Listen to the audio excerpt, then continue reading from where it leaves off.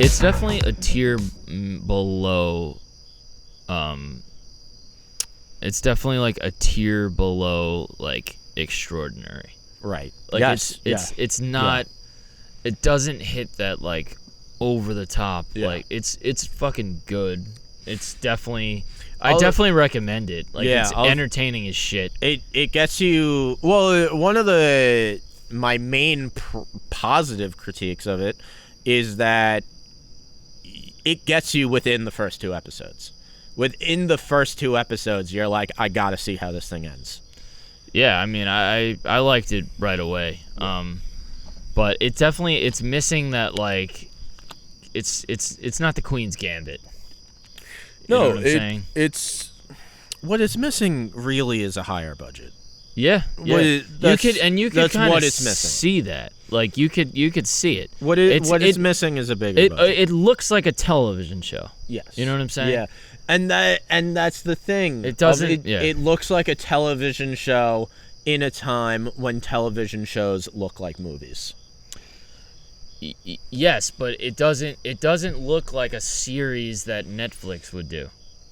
Right, because Netflix all their shows look like movies now. Right. And I see what you're saying. You're saying it looks like a TV show when now we're used to seeing TV shows that look like movies. Yes. That's true. Yeah. It looks like something you would, and when I say TV show, I mean literally you would see on TV. It looks like something that you if this was TBS. 2009, correct, it would be the show everybody's talking about. That's right.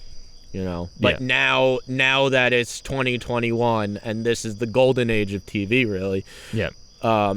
It's just a show. Yeah. Yeah, basically. I mean, acting all around, pretty good. Yeah, good. I'm trying to think of like, there wasn't even there weren't any bad performances. No, even Alec Baldwin probably has the most muted performance. I thought Alec Baldwin and Christian Slater were the 2 weakest performances. Yeah, but even which is kind of an issue if they're like your heroes, basically. They were not main character material, either of them. Christian Slater I thought Slater did his role better than Baldwin did. Well, Baldwin just didn't have a lot to do. Like, he was the straight man in every conversation, and he was like the respectful guy, and like he really doesn't do much. Yeah. And Slater is his like character. that dynamic is also, well, obviously, like, created for the show, because if you watch interviews with those 2 doctors in real life, like, they're both the straight men. Like, they're both, neurosurgeons. Fucking surgeons. Yeah. So, like, they're not cracking, like, Dr. Randall Kirby in real life is not cracking jokes every 5 minutes. Yeah, I mean, it's very buddy cop feel. Yeah. And it's very, like, almost like, I'm getting too old for this shit. Like, that type. It's almost throwbacky, like, those 2 guys. Specifically Kirby. Yeah. Slater. Like, he's almost got this slapstick, like, old school, like, movie character vibe to him. No, I and then, like, the whole thing with, like, the assistant DA is a girl. Like, it was like a little bit of that too. You know what I mean? Like, which also, like, kind of old? It takes place in 2013. No, I know. Like, what? No, but it's just like no one's surprised that an assistant DA is a woman and she's just this, like, little 2013. Cute, like, I'm just gonna go ahead and solve this whole thing for you. Is that okay? I'm just a cute little button that likes to play basketball. And she was great. It's another thing. I didn't like the basketball scenes because you could tell it was all shot in the same day. And you could tell she doesn't fucking even come close to playing basketball. She's like... Yeah, exactly. Yes, agreed. See, that's a film thing that you picked up. Like, you could tell it was all shot in the same day. I mean, it's just the gym scene. Yeah, I shouldn't say any more about that. Oh. Well, you just made yourself way more guilty. I actually don't know for a fact if it was all shot in the same day, but just seeing by watching it, like a lot of those basketball scenes, they take place in different years. but it kind of looks like Well, she looks the same. Yeah, she looks the same, and she's wearing pretty much the same outfit. And why basketball? Like, Yeah, I don't know what the basketball that was an thing is. arbitrary. There's a lot of like weird. I'm realizing this now. I don't really have anything thematically to say about it, but there are a lot of like sports in the show. Mm-hmm. You know, there's the basketball. There's, you know, that Dunch was a football star. They added that Randall Kirby is, you know, trying to climb Mount Everest, which I'm not sure if that's true in real life. Yeah. They, like, weirdly made all their characters very physically active, which, if there's something thematically to say about that, I'm not sure if I know what it is yet. Right.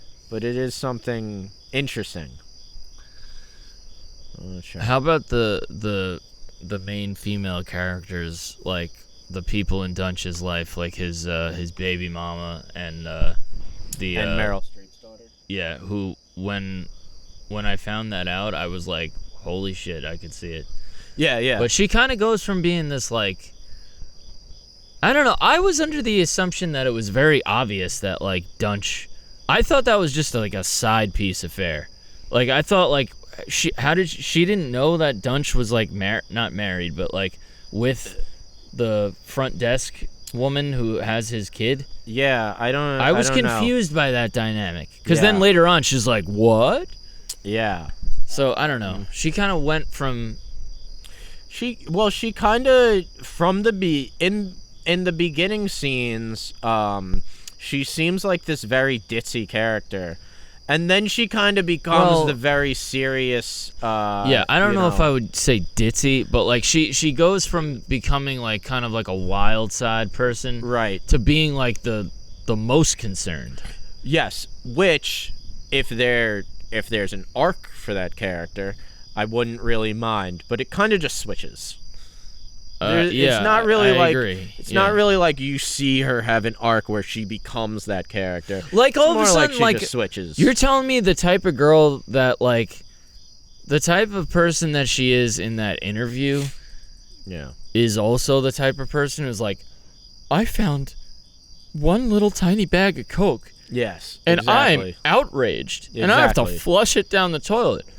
But I'm cool with banging him in the middle of the night. Like, that wasn't, like, that was like a character thing that wasn't written out all the way. You know what I mean? Like, most people I know that are, like, banging in the middle of the night are also fine with Coke. Yeah. Like, I didn't get that. Yeah, and it's Texas, so everyone's on Coke. Everyone's on that ivermectin, son. Yo, how great is it that Boots Riley from Sorry to Bother You fucking called it? That we're gonna have horse people. Unfortunately.